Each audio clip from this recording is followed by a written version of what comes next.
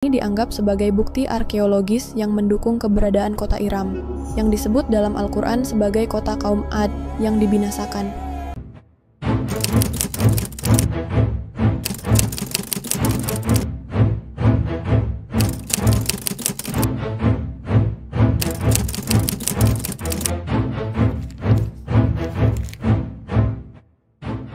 Di sebuah negeri yang luas, di tengah padang pasir yang subur, berdirilah sebuah kota yang megah. Kota Iram, kota dengan pilar-pilar tinggi, yang belum pernah ada bandingannya di negeri lain. Penduduknya, kaum Ad, hidup dalam kemewahan dan kekuatan yang luar biasa.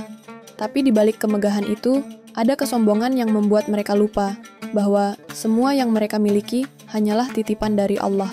Hingga akhirnya, azab pun datang, dan kota ini lenyap, terkubur dalam pasir selama 7 malam 8 hari.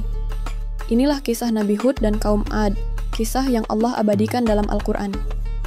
Kaum Ad adalah keturunan Ad bin Iram bin Sam bin Nuh, yang hidup setelah peristiwa banjir besar di masa Nabi Nuh alaihi salam. Mereka tinggal di wilayah Al-Ahqaf, sebuah daerah berpasir di selatan Jazirah Arab, yang kini diperkirakan berada di perbatasan Oman, Yaman, dan Uni Emirat Arab. Mereka memiliki tubuh besar dan kekuatan luar biasa. Dengan kemakmuran yang mereka miliki, mereka membangun kota Iram, kota dengan pilar-pilar tinggi yang disebut dalam surah Al-Fajr ayat 6-8.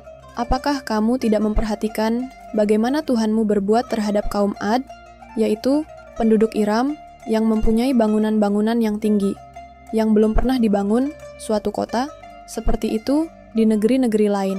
Menurut tafsir Ibnu Katsir, Iram merujuk pada nenek moyang kaum Ad, tetapi bisa juga berarti nama kota mereka. Kota ini disebut memiliki pilar-pilar tinggi, menunjukkan arsitektur yang luar biasa untuk zamannya. Tapi, kekuatan mereka membuat mereka lupa. Mereka berkata dengan sombong, "Siapa yang lebih kuat dari kami?" Quran Surah Fussilat 15. Mereka menyembah berhala, hidup dengan angkuh, dan merasa tak terkalahkan. Hingga Allah mengutus seorang nabi dari kalangan mereka sendiri, Nabi Hud alaihi salam. Nabi Hud alaihi salam berasal dari kaum Ad sendiri, sehingga mereka mengenalnya dengan baik. Allah mengutusnya untuk mengingatkan mereka agar meninggalkan kesombongan dan menyembah Allah. Nabi Hud menyeru kaumnya, "Wahai kaumku, sembahlah Allah, tidak ada Tuhan selain Dia. Tidakkah kalian takut akan azabnya?" Quran Surah Al-A'raf 65. Tapi kaum Ad menolak. Mereka tidak percaya bahwa ada kekuatan yang lebih besar dari mereka. Mereka justru mengejek Nabi Hud, "Hai Hud, engkau tidak membawa bukti yang nyata kepada kami, dan kami tidak akan meninggalkan sesembahan kami, hanya karena perkataanmu.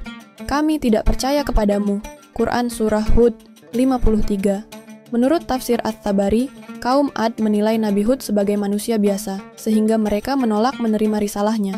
Ketika Nabi Hud memperingatkan mereka tentang azab, mereka menantangnya, "Kami lebih kuat darimu.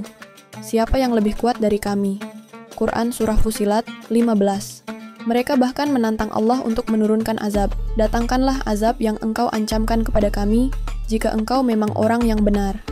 Quran Surah Al-A'raf 70. Ini menunjukkan tingkat kesombongan mereka yang luar biasa.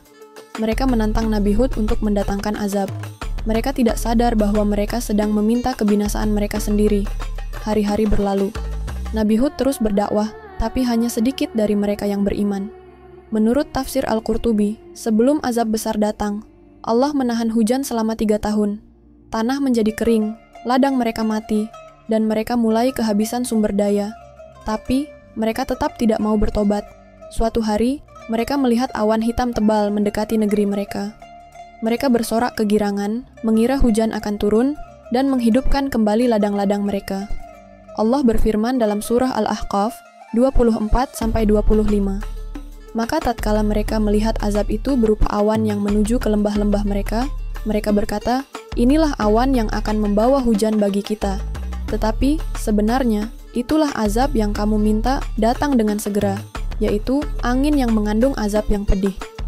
Menurut tafsir Ibnu Katsir, ini adalah peringatan terakhir, tetapi mereka tetap tidak sadar. Kaum Ad melihat awan hitam datang dan bersorak gembira.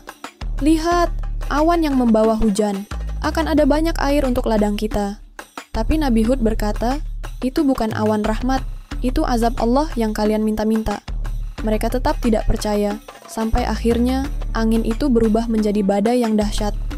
Allah berfirman dalam surah Al-Haqqah ayat 6-7, kaum Ad dihancurkan oleh angin yang sangat dingin dan kencang.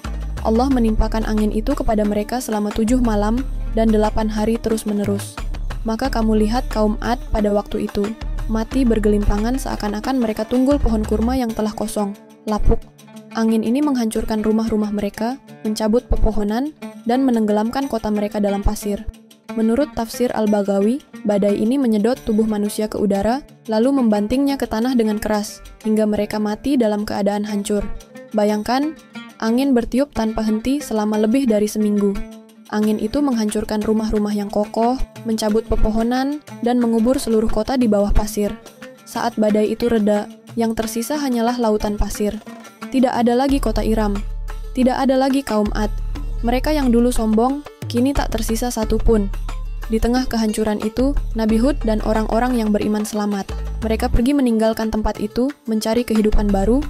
Allah berfirman dalam surah Hud, ayat 58. Dan ketika keputusan kami datang, kami selamatkan Hud dan orang-orang yang beriman bersamanya dengan rahmat dari kami, dan kami selamatkan mereka dari azab yang berat. Menurut tafsir Al-Muyassar, mereka yang beriman diperintahkan untuk pergi sebelum azab turun, sehingga mereka selamat. Setelah itu, Nabi Hud dan pengikutnya pindah ke daerah Hadramaut, Yaman, dan menetap di sana hingga akhir hayatnya. Kaum Ad yang menolak peringatan telah binasa. Tapi kisah mereka tetap abadi sebagai peringatan bagi umat manusia. Pada tahun 1990, sekelompok arkeolog melakukan penelitian di kawasan padang pasir Rub al-Khali, tepatnya di wilayah Za'far, sekitar 150 km sebelah utara kota Shalabah, di selatan Kerajaan Oman. Penelitian ini bertujuan untuk menemukan jejak peradaban kuno yang disebut dalam Al-Quran sebagai kota Iram, atau Iram Zat al-Imad. Para peneliti menggunakan kombinasi teknologi pencitraan satelit dan eksplorasi lapangan untuk mengidentifikasi lokasi yang potensial. Citra satelit membantu mengungkap jejak-jejak rute perdagangan kuno yang tertutup oleh pasir selama ribuan tahun. Penelitian ini mengarahkan tim ke sebuah situs bernama Shisr. Di lokasi ini, mereka menemukan sisa-sisa struktur bangunan yang menunjukkan adanya peradaban maju, pilar-pilar batu besar sesuai dengan deskripsi Iram yang mempunyai bangunan-bangunan yang tinggi dalam surah Al-Fajr ayat 7, sumur-sumur kuno yang menunjukkan adanya sumber air di tengah padang pasir. Penemuan ini dianggap sebagai bukti arkeologis yang mendukung keberadaan kota Iram, yang disebut dalam Al-Quran sebagai kota kaum Ad yang dibinasakan. Meskipun demikian, beberapa arkeolog dan sejarawan masih berdiskusi mengenai keterkaitan langsung antara situs Shisr dan kota Iram yang hilang. Kisah ini bukan sekedar sejarah, tapi pelajaran besar bagi kita semua. Kekayaan dan kekuatan bukanlah jaminan keselamatan. Jika tidak disertai dengan iman, semuanya bisa hilang dalam sekejap. Kesombongan hanya akan membawa kehancuran. Kaum Ad merasa tak terkalahkan, tapi Allah dengan mudah melenyapkan mereka. Allah selalu memberi peringatan. Tapi jika manusia terus membangkang, azab pasti datang. Allah berfirman dalam surah Al-Fajr ayat 14, sesungguhnya Tuhanmu benar-benar mengawasi.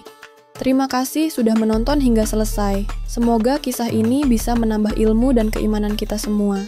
Kalau kamu suka dengan konten seperti ini, jangan lupa untuk like, share ke teman-temanmu supaya mereka juga bisa menambah ilmu. Dan tentu saja subscribe agar kami semakin semangat membuat konten-konten menarik lainnya. Sampai jumpa di video berikutnya.